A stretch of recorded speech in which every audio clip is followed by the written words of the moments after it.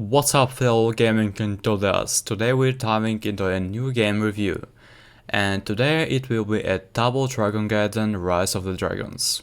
This is the Double Dragon game that I've been waiting for forever. After Double Dragon 2, the franchise fell into quite a long slump. The vast majority of the games following their revenge were either outright trash. DD3 arcade version, DD5 Shadow Walls, DD2 WLT, mediocre or flawed in some regards. DD2 NES version Super Double Dragon, DD Neo Geo, or obscure, semi-obscure regurgitations of the first game. DD Advance, DD Zibo, the various mobile phone versions. Double Dragon Neon was the first legitimately created entirely in the franchise in a ridiculously long time.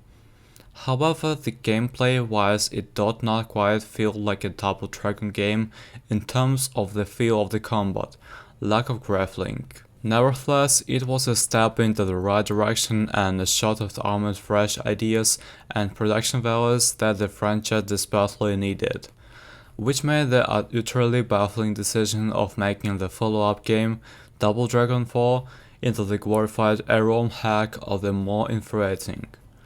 But now they've finally nailed it. Firstly, the combo just feels so right. The hits have just the right amount of weight to them, and the unique timings and twin-ups for the various characters make for a unique experience with each one. Grappling being back. Grabbing and kneeing and throwing was critical for me, and does not disappoint. What I especially love the most is the ability to chain multiple special moves together consecutively and within normal combos, depending on how much super stock and super stock enhancing inventory power-ups you have. And I can't forget to mention that innovative tag system. I've never seen this done before. To my knowledge, I need another beat 'em up, and it adds a more freshness and uniqueness to the Double Dragon entry. Being able to play and switch between two characters creates so many interesting possibilities. Whether it's as simple as tagging out to allow the primary character to recover their health after taking a beating, tagging out the interrupt an enemy combo, or tagging into extended combo that you're already in the middle of. Not to mention the novelty of being able to alternate between two completely different playstyles, depending on what the situation calls for. Speaking of inventory power-ups, the end of the stage power-ups are varied and have concentrated effects on how you play and approach the game from strategic manner. Do you want to fit out your team to be the brute force bruisers? Do you want to have a safety net installed for the event that things go sour for your playthrough? Do you just want to discard any power-ups whosoever and just focus on getting more money for continuous or tokens for buying unlockables like the numerous additional characters, artwork, tips and music? You can do it all and more. Finally, the game's stage progression design is absolutely genius in terms of drawing you back into play again and again and again.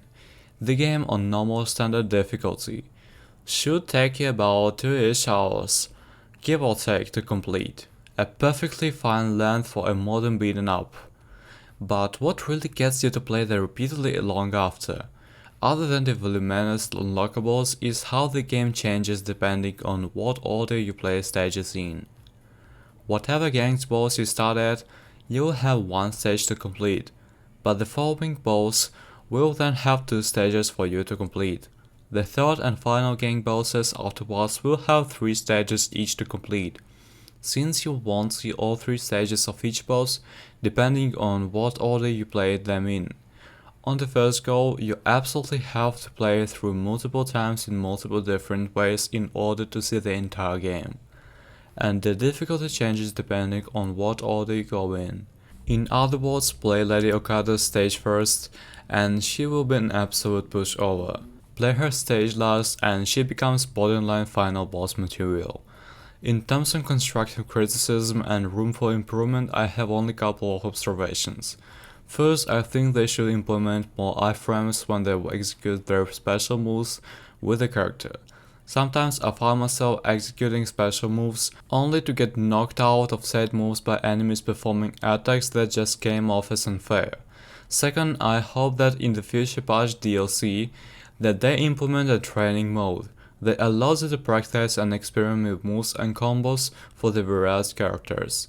A survival mode would be nice as well. Also looking forward to online co-op play. On a final note, to those who are put off by the game's art direction, I add that you would give it a fair shot. I too had some misgivings about the aesthetics of the game's spirits, but once I watched and that got deeply into the excellent top-tier gameplay. All of these concerns melted away and are not existing now. After so many years of so many franchise missteps, I feel like how the Imagine Cubs or Red Sox fans felt after the end of the many decades of going without a World Series championship win. Yes, it's that good. Thank you guys for watching this review, don't forget to subscribe and hit the like button. See you in the next review.